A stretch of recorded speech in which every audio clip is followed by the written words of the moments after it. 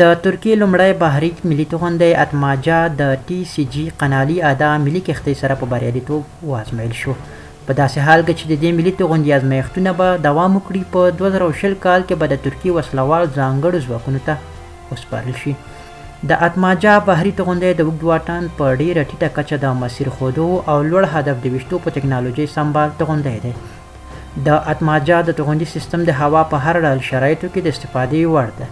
دغه توغندی د یو سرګلولي خاوند دی، د متقابلو تدابیرو پر وړاندې د ځانګړي مقاومت نه برخمن دی. د هدف د اپډیټ کولو له سره د برید کولو او بریدونو وروسته د برید لغوه کولو په ځانګړتیاو سمبال دی. دا توغندی د روټینګ د 3 بودي سیستم په واسطه ثابت او د حرکت په حال کې د استفادې وړ دی. د اتماجا دا ځیرک توغندی د لوکش نړیوال سیستم، د اندازې واحد سیستم، د بارومتریک د ارتفاع ټاکونکي سیستم او رادار ټاکونکي سیستم باندې سمبال دی.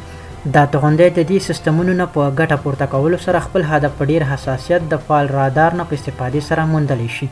دا توغندی چې 200 کیلومتره په واټن جوړ شوی دی، د لید کرښې نه پورې غاړې ته هم د خپل هدف د منځه وړلو توان او ظرفیت لري.